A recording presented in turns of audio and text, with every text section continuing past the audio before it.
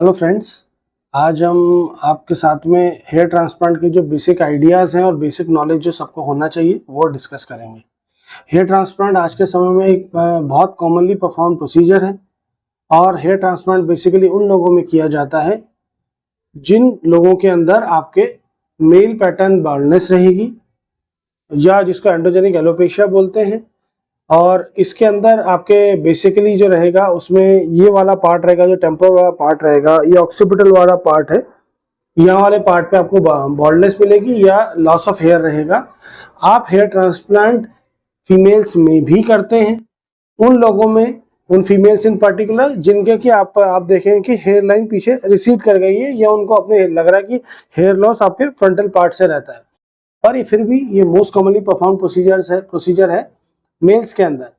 अब जो मेल्स के अंदर जो हेयर लॉस होता है, जिसको कि हम मेल पैटर्न बॉल्डनेस या एंड्रोजेनिक एलोपेशिया बोलते हैं, वो बेसिकली हमेशा एम पैटर्न में होता है, जिसमें कि हमारे जो टेम्पोरल वाला पार्ट है, यहाँ से जो हेयर्स होते हैं वो पीछे की तरफ रिसीड करते हैं।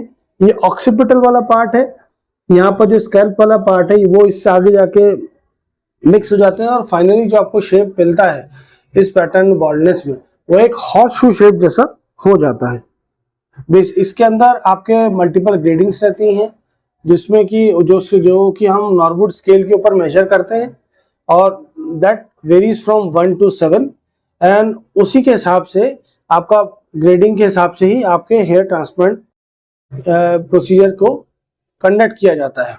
जो बेसिकली हम जो इसमें ये वाला पार्ट रहता है, अपने फोरहेड वाला पार्ट, और इसको शुरू करते हैं यहाँ से हम हेयर ट्रांसप्लांट वाला पार्ट, और उसमें अब जो पीछे वाला पार्ट है इसको मल्टीपल जोन्स में डिवाइड करते हैं कि जोन 1, जोन 2, जोन 3, जोन 4।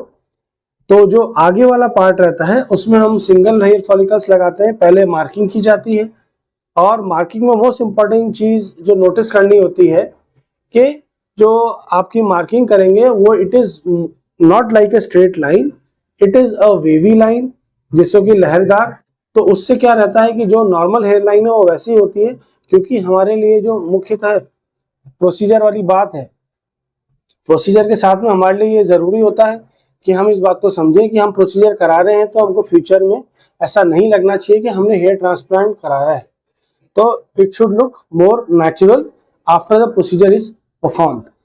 तो आगे जो हेयर्स हम लगाते हैं उनको जो रहते हैं वो सिंगल फॉलिकल्स रहते हैं, आगे पीछे लाइन के आगे पीछे लगाया जाता है जिससे कि उसका लुक नेचुरल आए।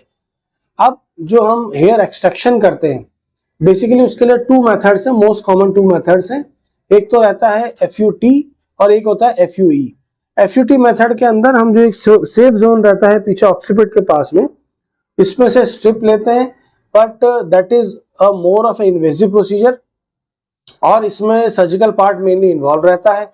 और बाद में हम ट्रैकोफाइटिक क्लोजर कर देते हैं, तो उससे आपका जो लाइन आती है वो सिंगल स्ट्रेट लाइन आती है। लेकिन हम इसके बजाय जो आज की तारीख में जो मोस्ट कॉमनली परफॉर्म प्रोसीजर है वो FUE है, जिसमें कि हम पंच के द्वारा अपने हेयर्स को, अपने जो यहाँ पर सेफ जोन वाला एरिया रहता है उससे हम हेयर्स को एक्सट्रैक्ट करते हैं। अब ये सोचने वाली बात है कि क्या हम एल्डरलीज के अंदर भी, या जिन लोगों के बाल सफेद हो गए हैं, क्या उनके अंदर भी हम हेयर ट्रांसप्लांट कर सकते हैं? हाँ, वो किया जाता है। बेसिकली वो लोग जो कि अपने हेयर्स को लेके कंसर्न है, तो उनको हम जो हमारा मेथड रहता है वो इस तरह रहता है कि हम जब जो वाइट हेयर्स रहते हैं, क्योंकि हम जब पंच करते हैं तो हमको प्रॉपर डायरेक्शन उनका नहीं दिखेगा क्योंकि वो कलर वाइट रहेगा और वो आगे जाके रिजल्ट अच्छे नहीं देते हैं।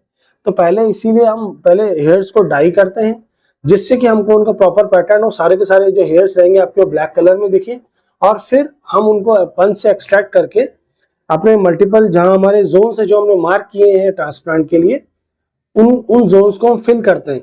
अब जो यहाँ पर हमको जहां पर हेयर्स डालने होते हैं वो हेयर फॉलिकल्स की रूट हम डालते हैं स्किन से 2 से 3 से 4 मिलीमीटर डेप्थ में, जहां नॉर्मली हेयर फॉलिकल की रूट मिलती है। अब जो इसमें स्लिट्स बनाते हैं, जिनको कि स्लिट्स बोले या गड्ढे बोले, जिनमें कि हम हेयर फॉलिकल्स डालते हैं, वो स्लिट्स बनाने के भी कई मल्टीपल मेथड्स होते हैं, इसलिए स्लिट मेकर्स भी आते हैं। और कुछ लोग जो अपने व्हाइट बोर्ड नीडल्स है उसका भी यूज करते हैं। हम किस मेथड से कर रहे हैं, किससे स्लिट्स बना रहे हैं, उससे बहुत ज्यादा अंतर नहीं करता है।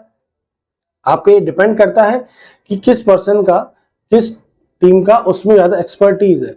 आपके लिए ये महत्वपूर्ण और ये आवश्यक ये जानना जरूरी है कि हम जब भी हेयर ट्रांसप्लांट कराएं, हम एक एक्सपर्ट प्लास्टिक सर्जन के पास कराएं, जिसके पास की एक परफॉर्म्ड या ओल्ड टीम हो, जो कि एक्सपीरियंस्ड हो आपके स्मॉल वॉल्यूम और हायर वॉल्यूम जो ग्राफ्ट्स रहते हैं उनको इम्प्लांट करने के लिए, क्योंकि हम उन्हीं लोगों से कराएंगे तो हमारे रिजल्ट्स और बेटर आते हैं और आपको रिजल्ट्स बहुत जल्दी एविडेंट होता है। अब हेयर ट्रांसप्लांट के बाद में हम पेशेंट को जो हम करते हैं ट्रांसप्लांट, उसमें हम फ्लूइड डालते हैं, लोकल एनेस्थीसिया का यूज करते हैं विथ एड्रेनालिन, जिसके कारण बाद में थोड़ा सा आपके पोस्ट ऑप के अंदर फेस पे स्वेलिंग वगैरह भी आती है, that gradually goes on with time, और सेम डे आपका पेशेंट है वो डिस्चार्ज भी हो जाता है।